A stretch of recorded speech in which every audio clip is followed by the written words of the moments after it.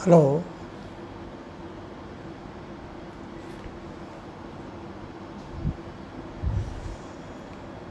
लखनऊ से मैं डॉक्टर अशोक कुमार मौर्य एक बार फिर आपके सामने लाइव उपस्थित हूँ। आज का विषय है संदिग्ध पौधे। संदिग्ध पौधे वे पौधे होते हैं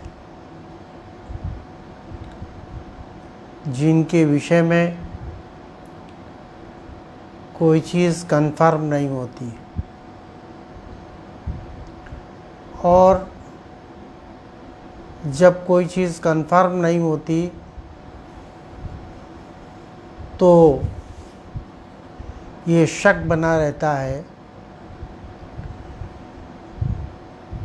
कि जिस चीज़ को मैं पाना चाहता हूँ वो यही चीज़ है या कोई और चीज़ है। ये संदिग्ध होता है। जिसे हमें प्राप्त करना है उस चीज़ को हम जानते नहीं, पहचानते नहीं। किसी के बताने के आधार पर, किसी के कहीं पढ़ने के आधार पर हम उस चीज़ को यह ढूंढना चाहें तो बहुत मुश्किल होता है। और जब मुश्किल होता है तो हमारे सामने कठिनाइयाँ भी होती हैं। और एक इससे फ़ायदा भी होता है कि हमें स्टडी करने का अच्छा मौका मिलता है। इलेक्ट्रो होम्योपैथी में बहुत सारे ऐसे पौधे हैं जिनके विषय में आज भी संदिग्धता बनी हुई है, विशेषकर हिंदुस्तान में।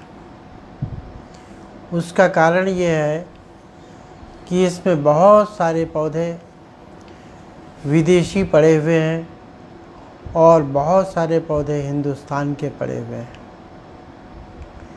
इसलिए इसमें संदिग्धता बनी हुई है। आज हम कुछ पौधे लेंगे जिनके विषय में स्पष्ट करेंगे क्या संदिग्धि इनमें है। मैं डॉक्टर आर.पी. सैनी जी को देख रहा हूँ। उनका ये पहला कमेंट है। आपको मेरी तरफ से नमस्कार है। और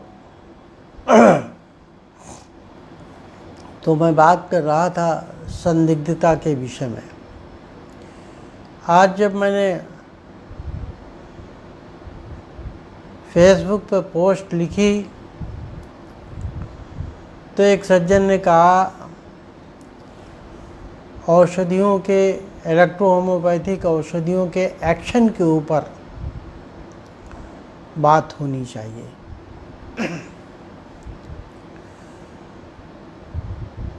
मैं यहाँ एक बात स्पष्ट कर देना चाहता हूँ कि मेरे बहुत सारे लेख पढ़े हुए हैं जिसमें मैंने स्पष्ट किया है कि इलेक्ट्रो होम्योपैथिक औषधियाँ कैसे काम करती हैं। और कई वीडियोस में मैं ये बात को स्पष्ट किया है कि इलेक्ट्रो होम्योपैथिक औषधियाँ कैसे काम करती हैं शरीर में, उनके काम करने की विधि क्या है। हो सकता है आप लोगों की समझ में ना आया हो, या ये भी हो सकता है कि मैं ठीक से समझा न पाया हो। दोनों बातें हो सकती हैं। आज मैं उसे एक बार फिर स्पष्ट कर दूंगा।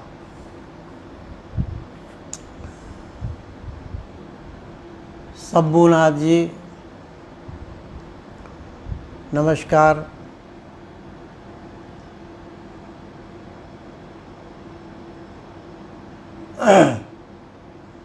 नमस्कार भाई। तो इलेक्ट्रो होम्योपैथिक औषधियाँ कैसे काम करती हैं शरीर में, मैं पहले इसी पे बात कर लेता हूँ, बाद में पौधों पर आएंगे।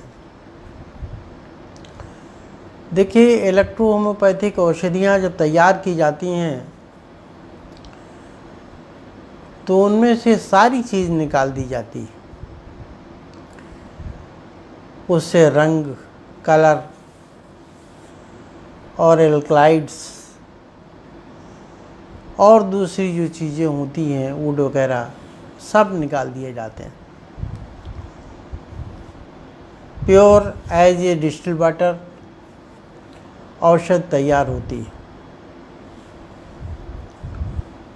और इसमें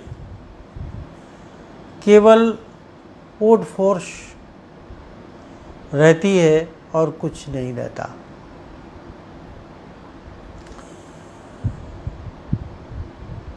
इसी को जेशो जर्मन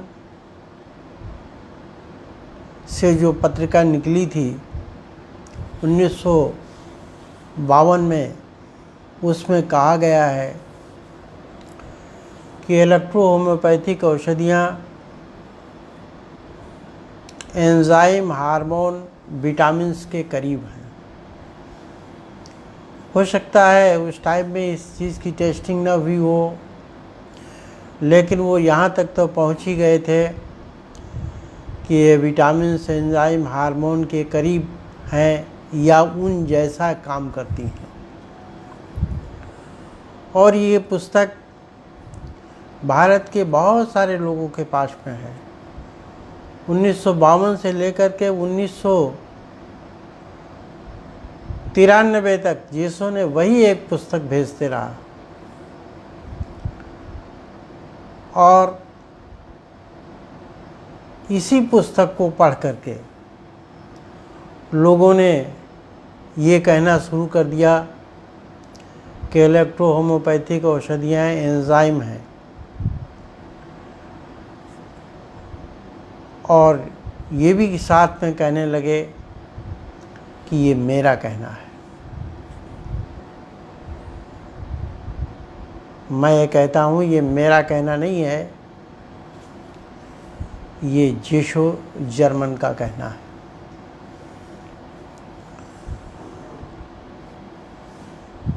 तो जब औषधियाँ एंजाइम, हार्मोन और विटामिन्स के करीब हैं या हैं तो वो वैसा ही काम करेंगी। एंजाइम का क्या काम होता है? हमारे शरीर में जब ये औषधियाँ जाती हैं तो कोई काम नहीं करती। ये रासायनिक क्रिया जो शरीर में हो रही है उसमें एज ए उत्प्रेरक का काम करती हैं। उनकी क्रियाशीलता को नॉर्मल कर देती हैं। देखिए, हमारी बॉडी के कार्य करने की एक सिमेट्री है, एक ढंग है।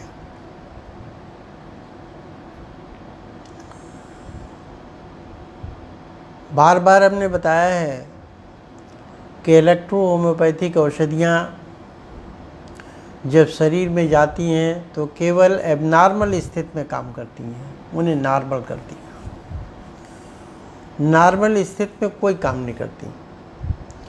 यही इनका औषधियों का एक्शन है।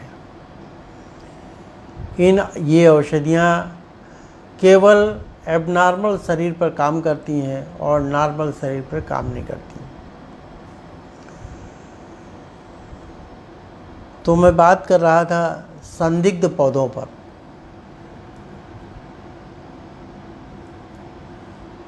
कई नाम आ गए हैं, उन सबको मेरा नमस्कार है। कोई डॉक्टर राजपाल जी हैं, कोई एवाज काजी सबको मेरा नमस्कार है।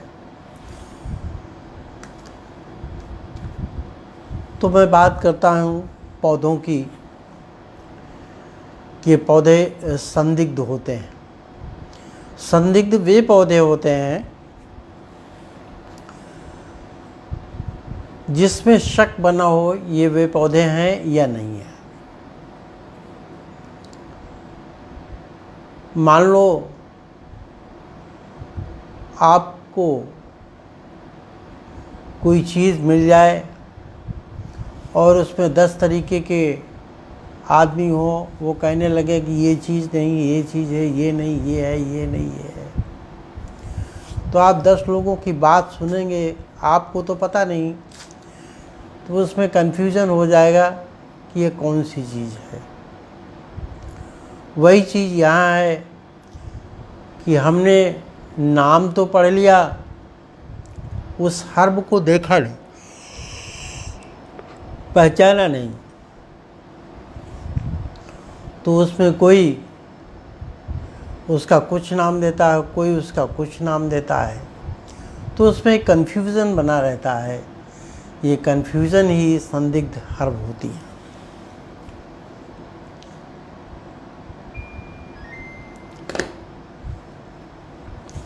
एक हर्ब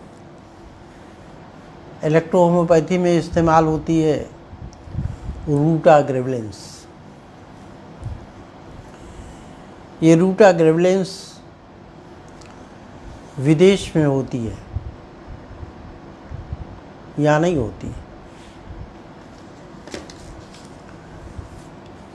लेकिन उसी तरीके का एक पौधा हिंदुस्तान में होता है,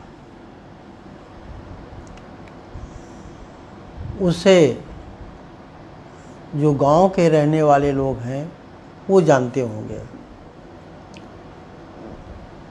लखनऊ में उसे तितली कहा जाता है, और ये चैत के महीने में चने के खेतों में खूब होता है। इसमें पीले फूल आते हैं और चौकोर फल आता है। एक प्रकार की सुगंध होती है, और लोग जानवरों के जो कीड़े हो जाते हैं शरीर में, जुएं, उसको मारने के लिए इसका इस्तेमाल करते हैं।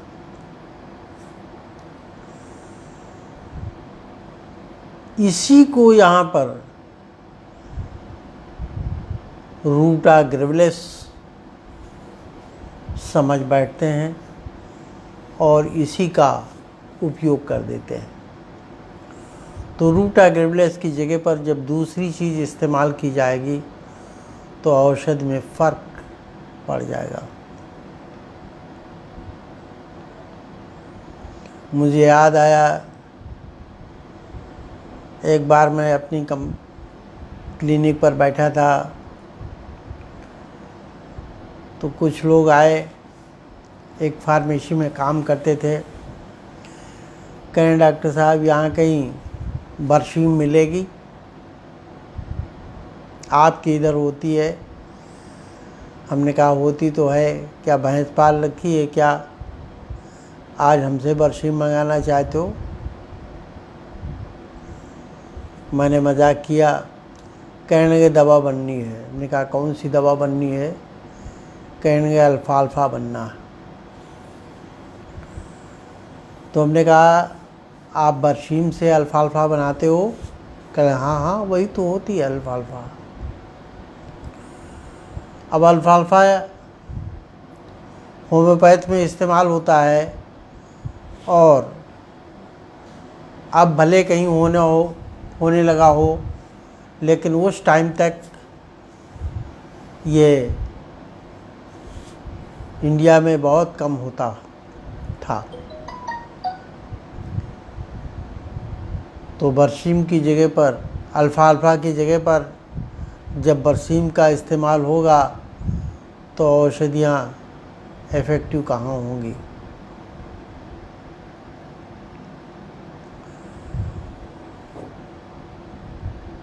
मेरा कहने का मतलब है अच्छे गुण प्राप्त करने के लिए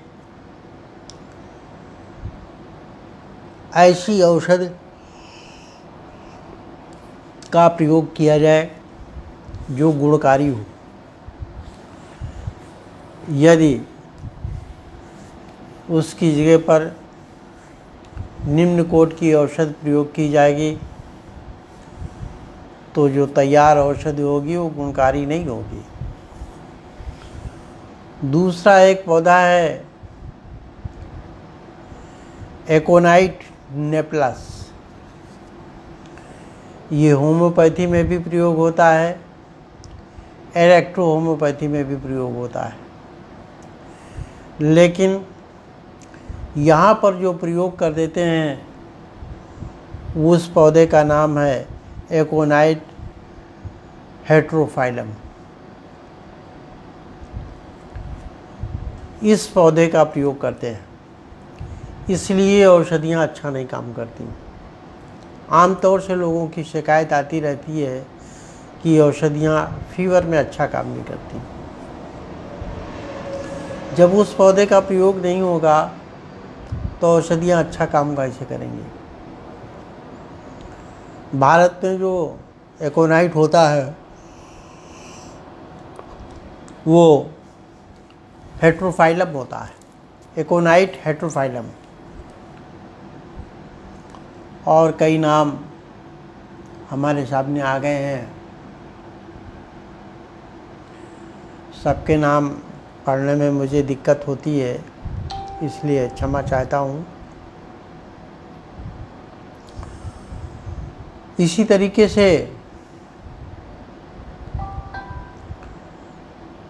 एक पौधा इस्तेमाल होता है एगारिकस मस्क्यूरियस। ये मशरूम होता है। अब मशरूम की बहुत सारी वैराइटीज़ होती हैं। सारी वैराइटी औषध बनाने के लिए प्रयोग नहीं की जाती। कुछ औषधियाँ, कुछ पौधे हैं जो औषध के लिए प्रयोग होते हैं।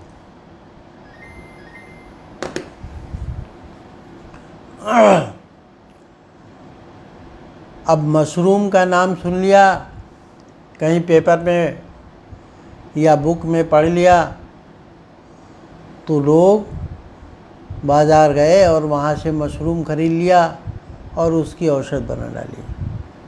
फिर वो कहाँ से काम होगा। ये मशरूम जो होता है अनकल्टिवेटेड होता है, लेकिन जिस मशरूम को हम बाज़ार से ख़रीदते हैं वो कल्टिवेटेड होता है। कल्टिवेटेड और अनकल्टिवेटेड में फ़र्क समझ लीजिए। आप लोग मकान बनवाते हैं तो उसमें फर्नीचर के लिए लकड़ी ख़रीदने जाते हैं, तो जब टिम्बर के यहाँ जाते हैं तो उससे कहते हैं कि हमें निगम की लकड़ी चाहिए, तो वो फिर जंगली लकड़ी देगा जो जंगल में होती है। और अगर आपने कहा कि नहीं हमें कल्टीवेटेड चाहिए मैदान की, तो फिर वो मैदान वाला देगा। और दोनों के रेट में अंतर होता है, दोनों की लकड़ी में अंतर होता है। वही बात यहाँ है कि कल्टीवेटेड मशरूम और अनकल्टीवेटेड मशरूम दोनों के औषधि गुणों में अंतर होता है।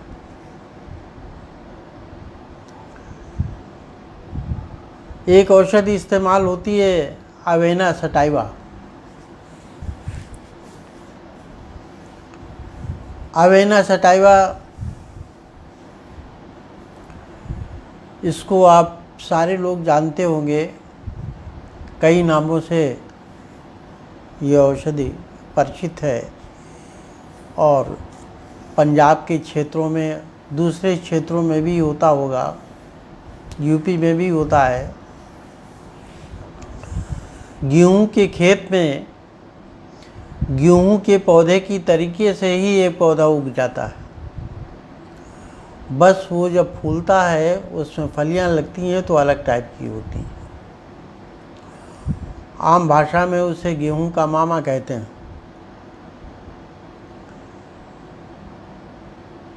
उसके अंदर एक लंबा सा बीज निकलता है, उसे अवेना सटाइवा कहते हैं। लेकिन जिन लोगों ने चित्र में देख लिया कि अवेना सटाइवा ऐसा होता है और कहीं बिकता हुआ देख लिया, तो अवेना सटाइवा तो आजकल बहुत कम मिलता है। उसकी जगह पर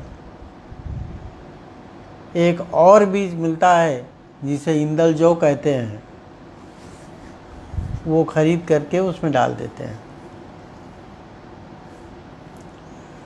मैं पिछले दिनों हर्ब खरीदने के लिए गया, वहाँ अवेना सटाइवा पूछा, कहने लगे नहीं मिलेगा, नहीं मिला मुझे। तब से मैं तलाश कर रहा हूँ, अभी तक मुझे प्राप्त नहीं हुआ।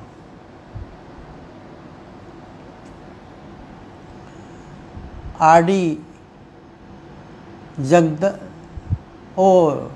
नाम समझ गए, ओपी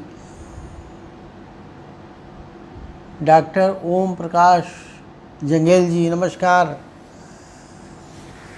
शंभुनाथ जी नमस्कार।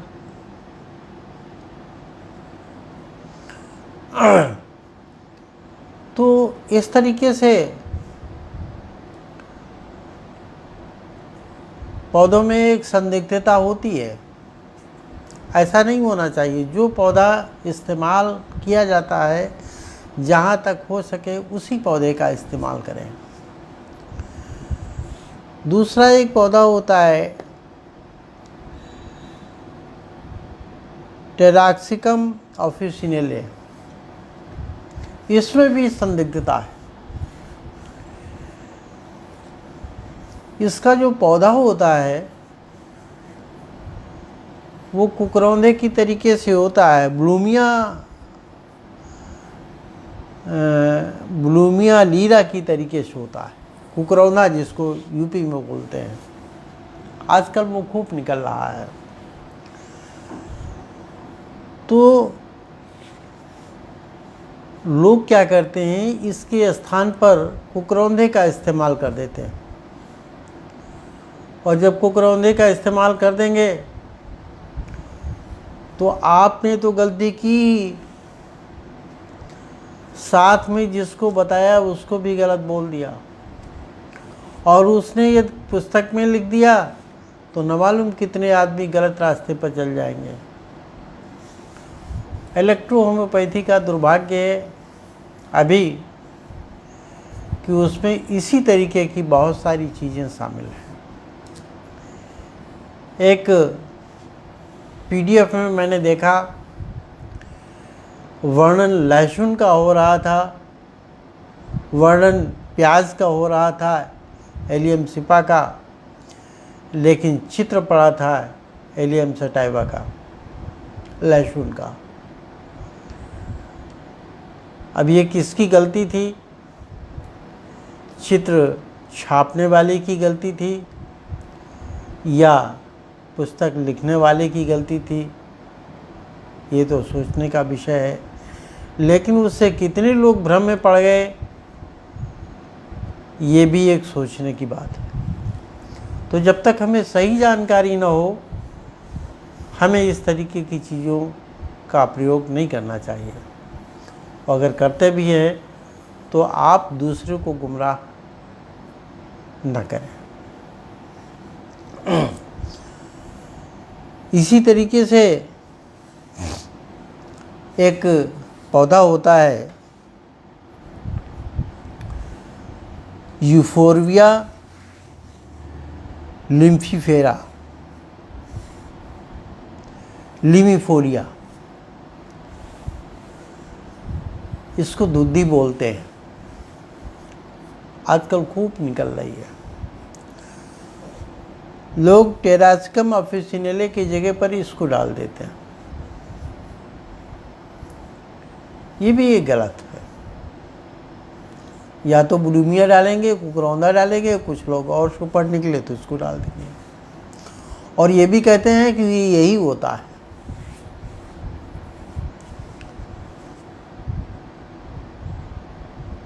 यानी खुद तो गलत रास्ते पर चल ही रहे हैं, दूसरे लोगों को और भी चला देते हैं।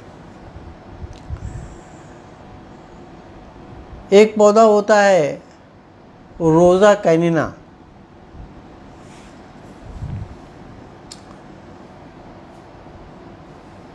रोज़ा कैनिना पौधे को लोग हिबिस्कस रोज़ा साइनेंसिस समझ बैठते हैं। हिबिस्कस रोज़ा साइनेंसिस ये गुड़हल का फूल होता है। लोग गुड़हल के फूल को इसकी जगह पर प्रयोग कर देते हैं, या गुलाब के फूल का प्रयोग कर देते हैं, और बड़े शान से कहते भी हैं कि ये यही चीज़ है।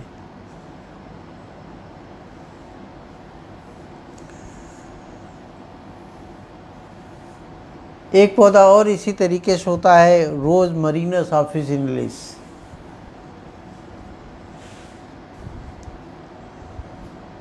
इस पौधे को आप सभी लोग जानते हैं, लेकिन यहाँ नहीं होता है। आप जानते हैं लेकिन देखा नहीं है। जिन लोगों ने देखा है मैं उन लोगों के नाम बता देता हूँ। जो लोग राजस्थान के रहने वाले हैं उन लोगों ने इस पौधे को देखा होगा, लेकिन वहाँ इसका नाम दूसरा है।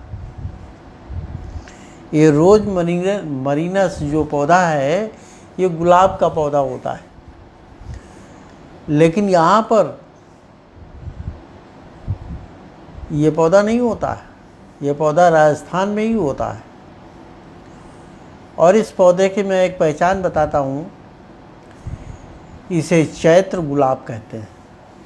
ये चैत्र में ही होता है, और इत्र बनाने वाले लोग इसका इस्तेमाल करते हैं। यूपी में जो पौधा होता है वो दो ही होते हैं, एक देशी गुलाब, एक फार्मी गुलाब। फार्मी गुलाब तो किसी काम का नहीं है, वो केवल शोभा के लिए होता है। लेकिन जो देशी गुलाब होता है वो खुशबू के लिए होता है। लेकिन ये रोज मरीनस ऑफिसिनलिस नहीं होता है। ये राजस्थान के कुछ क्षेत्रों में मिलता है और कन्नौज के कुछ क्षेत्रों में ये होता है।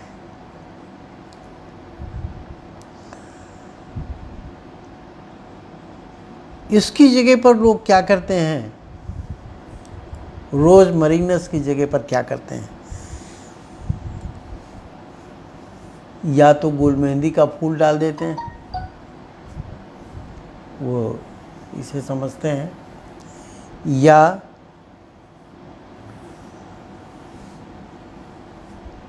गुल मेहंदी में और भी कई वैरायटी आती हैं। कुछ लोग गुल मेहंदी को भी नहीं पहचानते हैं तो गुलदुपारी का फूल डाल देते हैं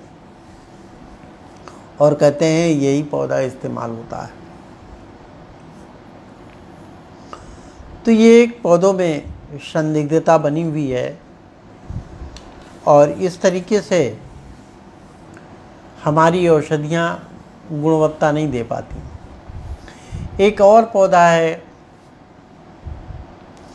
जिसे विनका माइनर कहते हैं।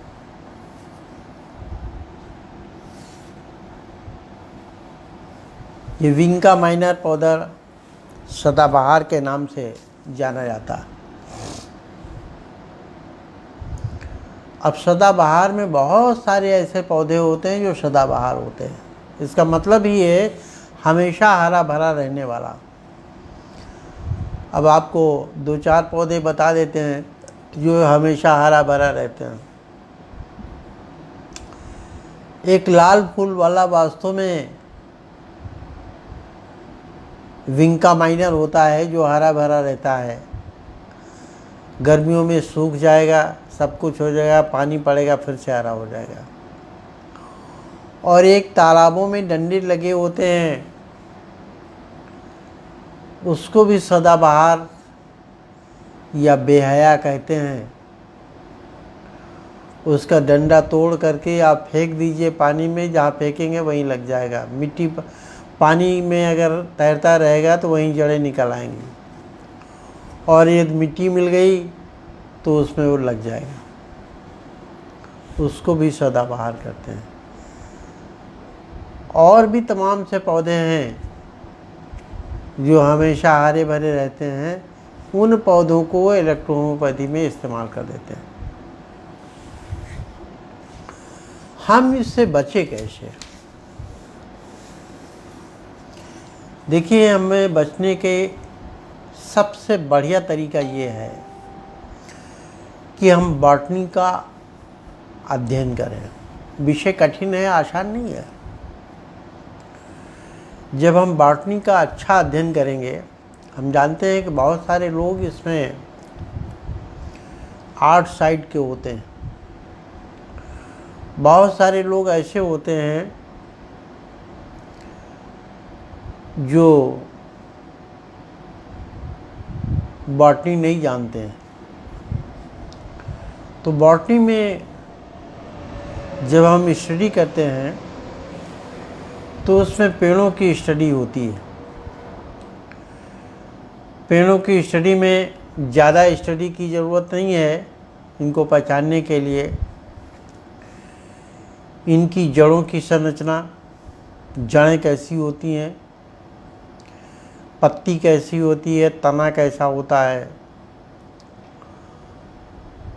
पत्तियों में शाखाएं कैसी होती हैं, फूल कैसा होता है, और फैमिली क्या है, और फल कैसा होता है। यदि इतनी स्टडी आप कर लेते हैं बॉटनी में, तो आपको पौधे पहचानने में आसानी हो जाएगी। और जो लोग बॉटनी जानते हैं उनके लिए तो बहुत आसान है ही। देखिए, जब भी किसी पुस्तक का अध्ययन करें और उसमें पेड़ों का वर्णन हो, तो सबसे पहले स्टैंडर्ड बुक का चुनाव कीजिए। स्टैंडर्ड बुक वो होती हैं जो किसी अच्छे राइटर द्वारा लिखी गई हों, किसी कॉलेज में पढ़ाई जा रही हों, और उनके कई एडिशन निकल चुके हों।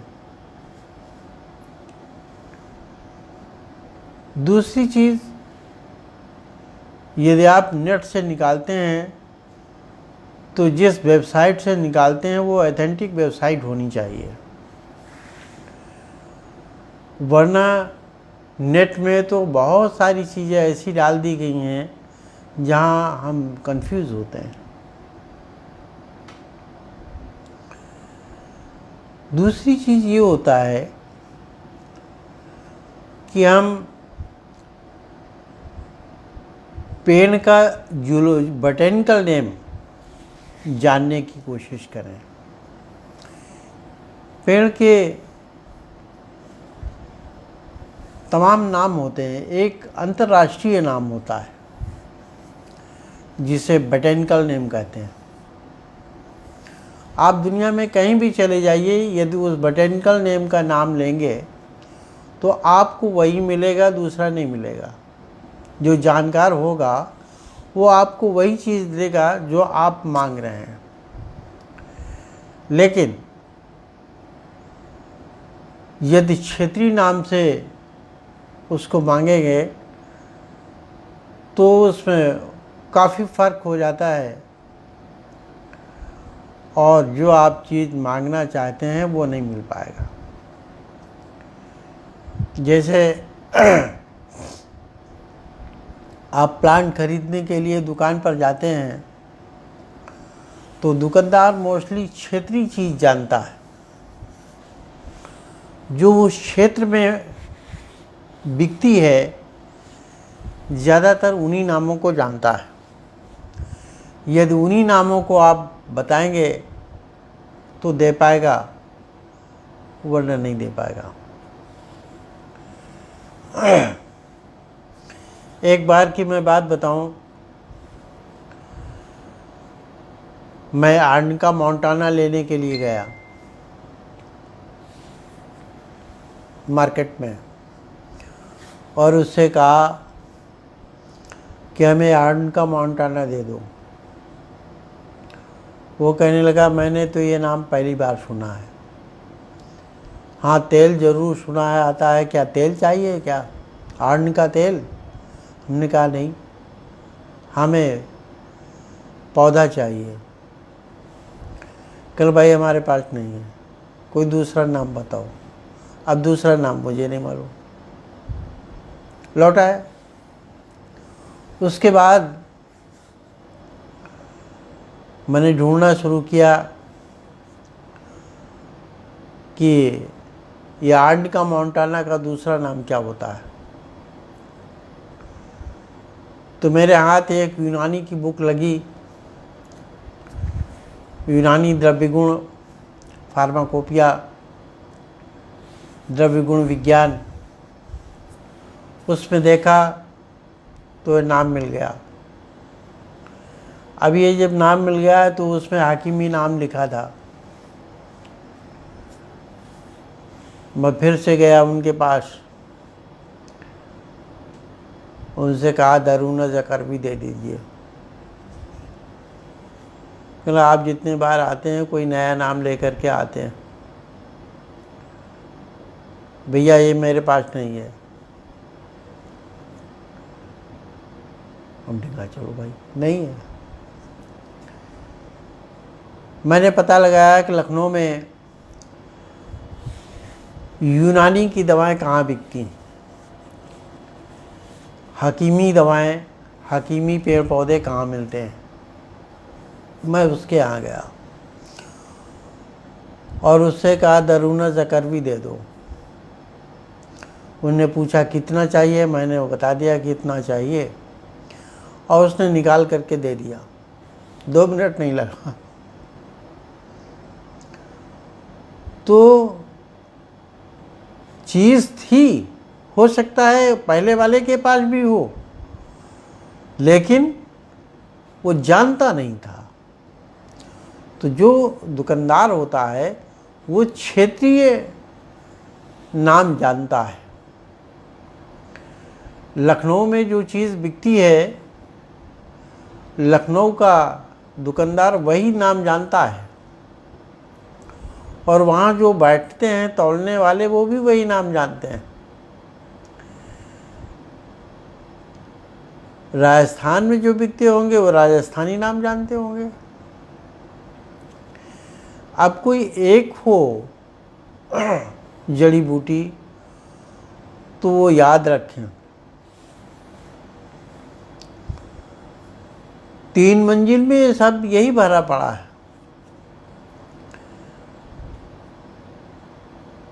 हजारों जड़ी बूटियां उसमें भरी पड़ी हैं। नाम उन्हें याद रहता है, ये बहुत बड़ी बात है, लेकिन फिर भी कितने नाम याद रखेंगे। एक ही चीज़ के 10-10 नाम होते हैं। गुजराती में अलग, पंजाबी में अलग, बंगाली में अलग, इंग्लिश में अलग, क्षेत्रीय नाम अलग। तो इस तरीके से बहुत दिक्कत होती है। तो आपको नेट पे ढूंढने के लिए, वैसे तो सारे लोग जानते हैं, जो नहीं जानते हैं उनके लिए मैं बता देता हूँ। एक द्विपद नाम पद्धति होती है, द्विपद नाम पद्धति, जिसमें नाम को 2 भागों को मिला करके लिखा जाता है। फिर आसानी से मिल जाता है। जैसे एक उदाहरण मैं आपको देता हूँ। एक गांव में एक नाम के 10 लोग रहते हों और कोई व्यक्ति ढूंढने के लिए जाए किसी व्यक्ति को और उसका नाम ले, तो जब गांव में 10 आदमी हैं उसी नाम के, तो उसे ढूंढने में कितनी दिक्कत होगी। 10 में से 9 आदमी रिजेक्ट करने पड़ेंगे, तब 10वां आदमी मिलेगा, क्योंकि सिंगल नाम पद्धति है। विशेषकर यूपी, पंजाब, बिहार, उत्तर भारत में।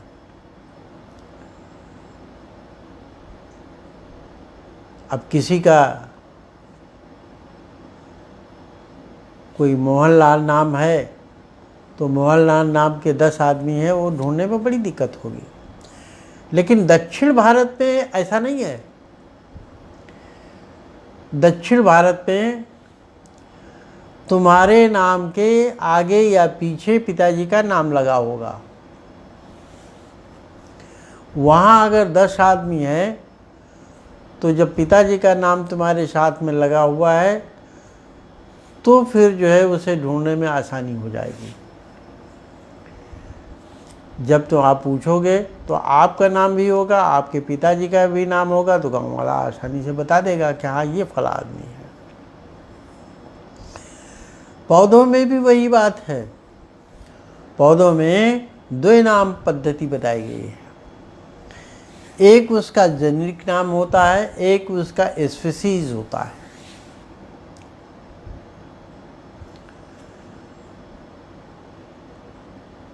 जब ये नाम आप लेंगे तो आसानी से आप जिस चीज़ को ढूंढना चाहते हैं उसी चीज़ को ढूंढेंगे, कहीं दूसरी जगह नहीं जा सकते हैं। आप जब भी नेट पर किसी चीज़ को ढूंढना चाहें तो उस पौधे का बॉटेनिकल नेम डालिए। देखिए, एक चीज़ और बताऊं, इलेक्ट्रो होम्योपैथी के पौधों में भी एक प्रॉब्लम है। वो प्रॉब्लम ये है, कहीं पर बॉटेनिकल नेम डाला गया है, कहीं पर बॉटेनिकल नेम नहीं डाला गया। 2-3 पौधे हमें ऐसे मिले जहाँ पर बॉटेनिकल नेम नहीं पड़ा हुआ। खैर, इतने पौधों में अगर 2-1 पौधे मिल जाते हैं तो कोई फ़र्क नहीं पड़ता, लेकिन फिर भी नियम के विरुद्ध तो है ही। जैसे एकोनाइट में हमने बताया कि बहुत सारे स्पीशीज होती हैं, बहुत सारी किस्में होती हैं। तो एकोनाइट नेप्लस जो होता है, आप जैसे ही कहेंगे तो एकोनाइट नेप्लस ही मिलेगा, दूसरा नहीं मिलेगा। लेकिन लोग क्या करते हैं, आधा नाम सुनते हैं और आधे पर ही इम्प्लीमेंट हो जाते हैं। एकोनाइट नेप्लस सुना और एकोनाइट पर कार्यान्वयन कर देते हैं। एकोनाइट के आगे वो कोई भी हो, चाहे हेट्रोफाइलम हो या और कोई हो, वो दे देंगे, कहेंगे एकोनाइट ही है। इसमें औषधि गुणों में फर्क हो जाता है। हाँ, एक चीज़ होती है, यदि नहीं मिल रहा है तो आप अलग स्पीशीज का पौधा डाल सकते हो। इतना तक तो कर सकते हो, लेकिन एक आध पौधा। अगर ज़्यादा पौधे आप इस्तेमाल करेंगे तो औषधि का जो औषधीय क्षेत्र है वो बदल जाएगा।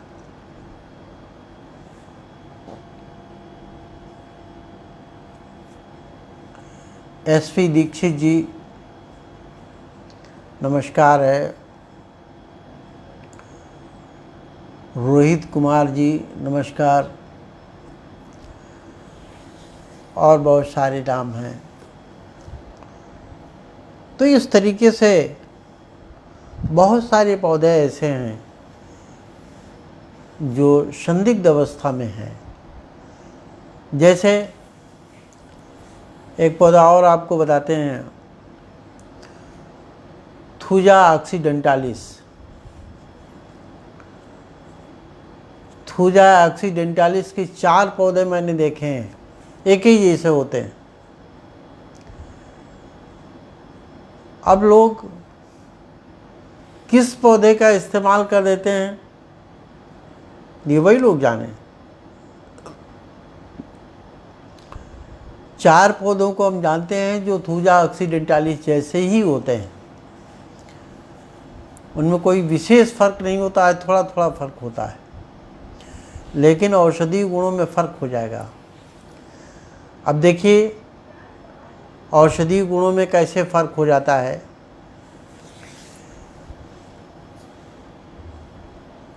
टमाटर, मकोए, रसभरी,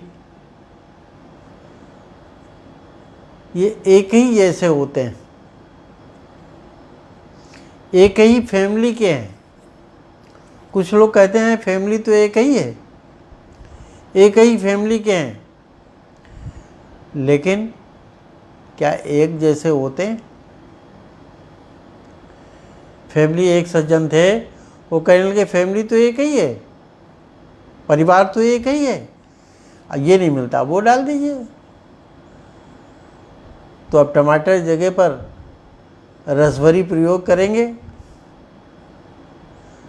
रसभरी की जगह पर मकोए का प्रयोग करेंगे, तो फिर औषधियाँ कैसे तैयार होंगी? एक आधे पौधे की बात हो सकती है, चलो कोई बात नहीं, नहीं डालोगे तब भी कोई बात नहीं। दूर मोहम्मद जी नमस्कार।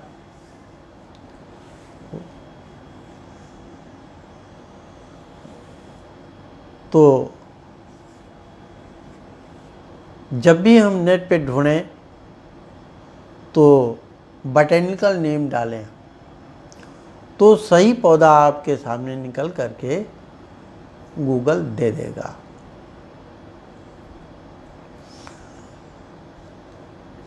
अब हम बात करते हैं कुछ औषधियों के विषय में जो हमारे यहाँ तैयार हो गई हैं, उनके रिजल्ट हम देख रहे हैं। हमारे यहाँ जो पहली मेडिसिन बनी है यश1,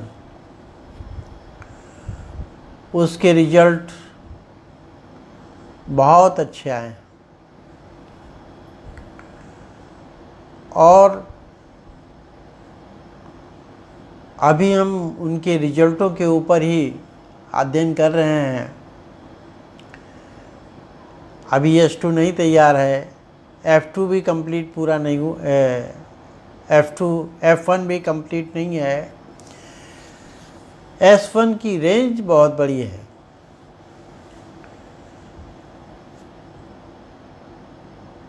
और बहुत सारे लोग ऐसे हैं जो डाइल्यूशन के फेर में बहुत कंफ्यूजन में रहते हैं। आप लोग पूछिए, जब पूछेंगे तभी मुझे पता चलता है कि आप लोगों को क्या बताना है। लेकिन समस्या तो यहाँ एक खड़ी होती है, बहुत सारे लोग हैं जो अपनी बात को ही सच मानते हैं, दूसरे की बात को सच ही नहीं मानते हैं। मैं आपको जो बताता हूँ वो किसी ऑथेंटिक बुक से ढूंढ करके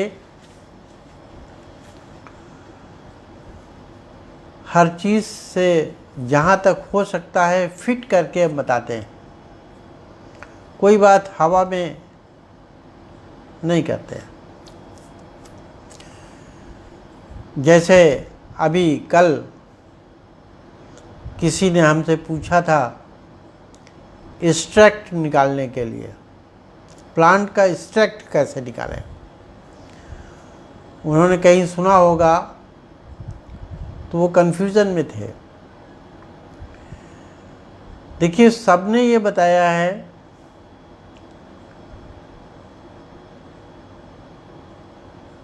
कि प्लांट का एक्सट्रैक्ट निकालने के लिए जार में प्लांट को डाल दें,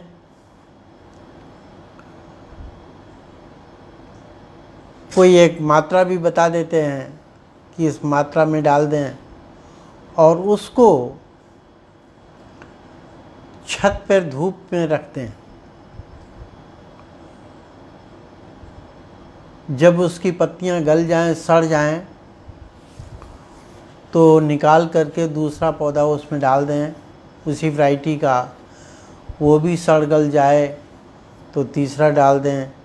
इस तरीके से जब वो पौधा उसमें सड़ना बंद हो जाए, उसमें किल्ले निकलने लगें, तो वो समझ लीजिए अर्क तैयार हो गया। ये अनसाइंटिफिक तरीका है।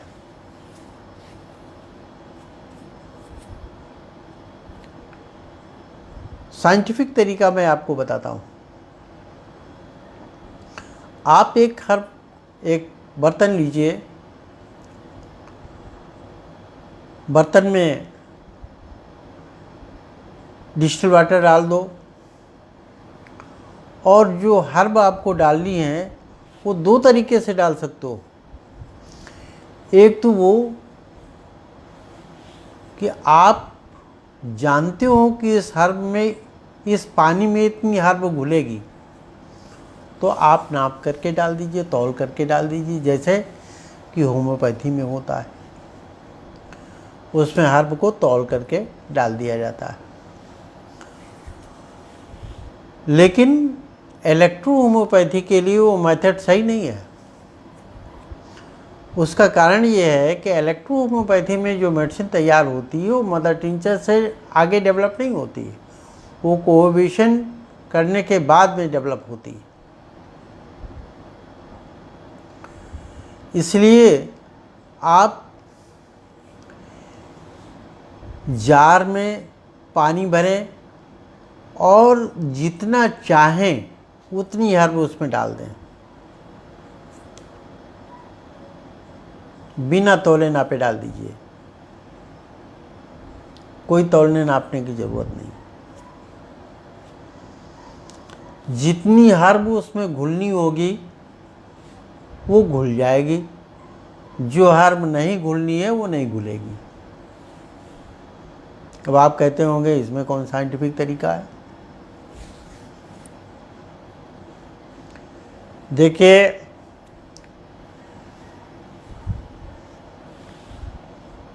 ये हर मौसम में काम किया जाता है। एक्सट्रैक्ट निकालने का काम हर मौसम में होता है। इसलिए पानी का एक टेम्परेचर होना चाहिए। टेम्परेचर सही रखने के लिए आप पानी को पहले 60 से 50 डिग्री सेंटीग्रेड तक गर्म कर लीजिए। आप जब पानी गर्म करें तो थर्मामीटर डाल करके देख लें इतना पानी गर्म हो जाए। उसके बाद में उसको जार में डालें। ये ध्यान रखें, बर्तन ऐसा होना चाहिए जो गर्म पानी डालने से टूटे नहीं। जार में डालेंगे, उसके बाद उसमें जब हर्ब डालेंगे तो पानी का टेम्परेचर कम हो जाएगा। वो टेम्परेचर जो हर्ब है वो अपने में एब्जॉर्ब कर लेगी, तो वो 40-45 के आसपास आ जाएगी। इसके बाद में वो हर्ब पानी में डिकम्पोज होना शुरू हो जाएगी। हर्ब डालने के 12 घंटे बाद पानी रंगीन हो जाएगा और उसे मेजर ग्लास में डालें। डाल करके ऊपर से हाइड्रोमीटर डाल करके नाप लें क्या रीडिंग देता है हाइड्रोमीटर। उस रीडिंग को नोट कर लें। उसके बाद में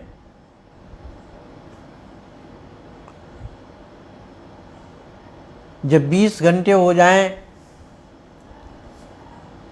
तो इसी तरीके से मेजर ग्लास में दूसरी रीडिंग ले लें और 24 घंटे बाद तीसरी रीडिंग ले लें। जब दो रीडिंग एक जैसी मेल खा जाएं, चाहे पहली और तीसरी चाहे दूसरी और तीसरी, तो आप समझ लीजिए कि अब हर्ब और ज़्यादा इसमें डिज़ॉल्व नहीं होगी। तो इससे जाहिर हुआ जो भी रीडिंग मिलेगी, जाहिर हुआ कि इस टेम्परेचर पर हर्ब इतनी डिज़ॉल्व होती है। आप उसको नोट कर लें और जितनी बार बनाएं उस हर्ब के लिए वो रीडिंग ही होनी चाहिए, एक जैसे ही फिर मेडिसिन बनेगी।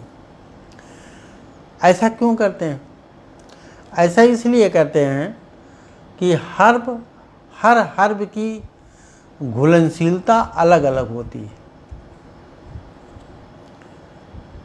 कुछ हर्ब पानी में ज़्यादा घुलती हैं, कुछ कम घुलती हैं। होम्योपैथ में हर्बों को 4-5 श्रेणियों में इसीलिए बांटा गया, लेकिन हमारे यहाँ इसकी कोई आवश्यकता नहीं है। अभी एक सम्मानित भाई साहब डॉक्टर साहब ने पूछ लिया, क्या मैटी साहब ऐसे ही बनाते होंगे? अरे मैटी साहब के टाइम में भी हाइड्रोमीटर था,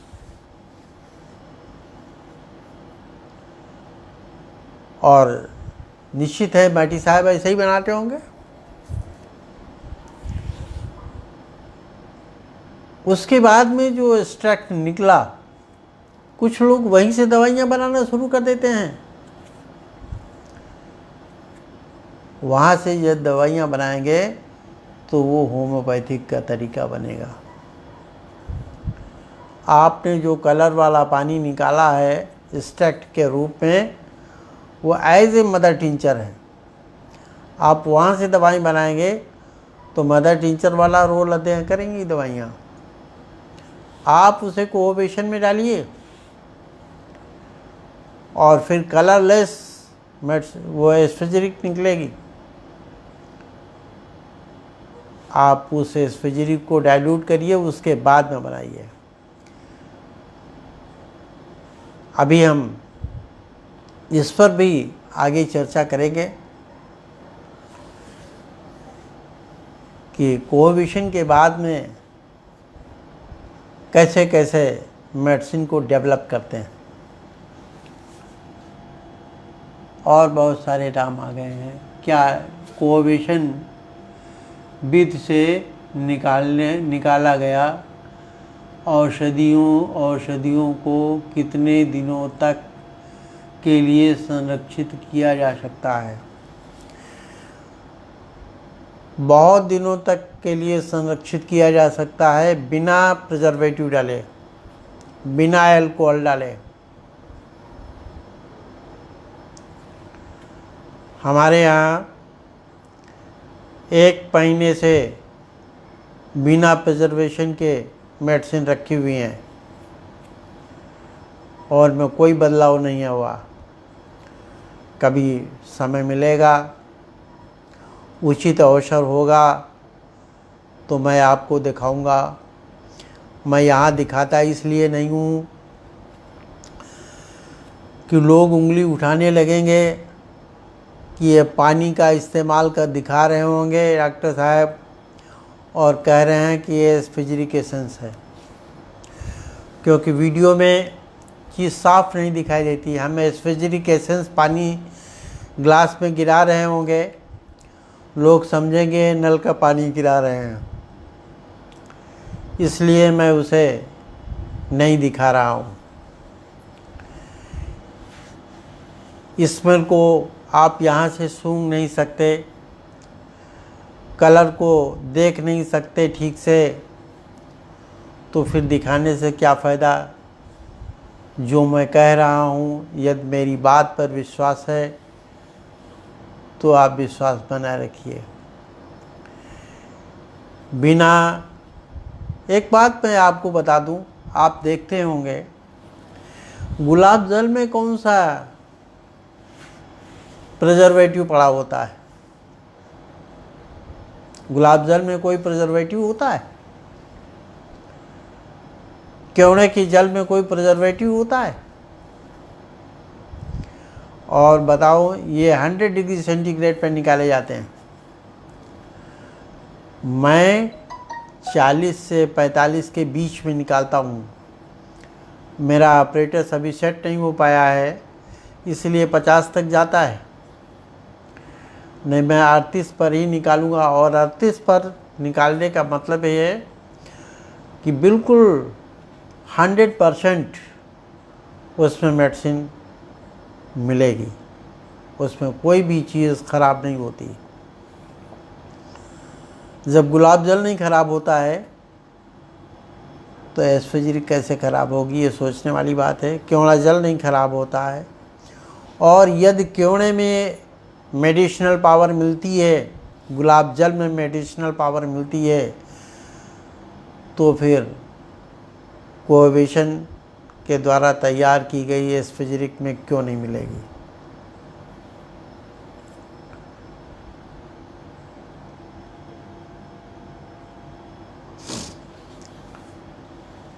तो मैं समझता हूँ आज के लिए जो मैंने 8 पौधे लिए थे, इसके विषय में आपको कुछ जानकारी प्राप्त हुई होगी, और कभी मैं इस विषय पर और आगे चर्चा करूँगा, और इसका विस्तृत वर्णन हमारी बुक में मिलेगा।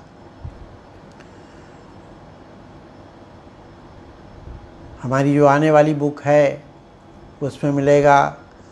दोनों पुस्तकों में इसका कुछ न कुछ वर्णन मिलेगा। और मैं एक बात बताऊं, एक ग्रुप है, व्हाट्सएप ग्रुप, जो EH फार्मेसी के नाम से है। आप लोग हो सकता है उसमें जुड़े हों। EH फार्मेसी ग्रुप हमने इसलिए बनाया था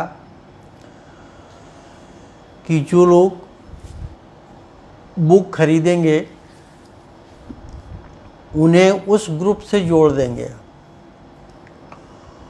और उस ग्रुप में जो भी आप पुस्तक में चीज़ समझ नहीं पा रहे हैं, आप डिस्कस कर सकते हैं, मैं उसका उत्तर दूंगा। इसलिए वो ग्रुप बनाया गया है। क्योंकि अभी मैं पुस्तक आई नहीं है, तो मैंने उसमें बहुत कम लोगों को जोड़ा है। ग्रुप जिंदा रखने के लिए ही 4-5 लोगों को कुछ जोड़ दिया गया है।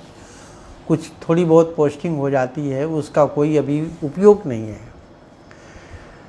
मैं बुक देने के बाद में आपसे जुड़ा रहूँगा। आपको जो नहीं समझ में आता है, उस ग्रुप में आप अपनी समस्या को रख सकते हैं और चीज़ को समझ सकते हैं। कुछ लोगों ने उस ग्रुप को छोड़ना शुरू कर दिया है, उसमें कोई फ़ायदा नहीं है आपको छोड़ने से। दूसरे ग्रुप में होने से लोग ये समझते हैं जब तक उसमें तकरार न हो तब तक कुछ मज़ा ही ग्रुप में नहीं आता। हम ग्रुपों को तकरार के लिए नहीं बनाते, सकारात्मक और तथ्यात्मक चीज़ों को समझने के लिए ग्रुप बनाते हैं। आशा है कि आप उस ग्रुप में जो जुड़े हैं वो जुड़े रहेंगे। आप लोग जब बुक लेंगे तो आपको फ़ायदा मिलेगा।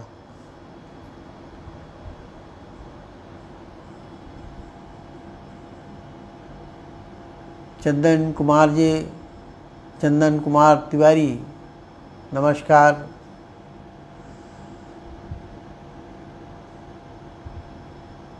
नाम पढ़ने में हमें दिक्कत होती है। खैर, जितने लोग हमारे फेसबुक में जुड़े थे, लाइव देख रहे थे, सभी को हम धन्यवाद देते हैं। लखनऊ से डॉक्टर अशोक कुमार मौर्य को बस यहीं पर विश्राम दीजिए। आगे फिर हम किसी दिन मिलेंगे। हमारे YouTube पर आप लाइक कमेंट करते रहिए, सब्सक्राइब करते रहिए, क्योंकि हम YouTube पर जो आप लोग प्रश्न करते हैं उसके उत्तर भी देते हैं। हम YouTube पर सक्रिय हैं, आप वहाँ प्रश्न करेंगे तो हम उत्तर देंगे। आज के लिए इतना ही, धन्यवाद।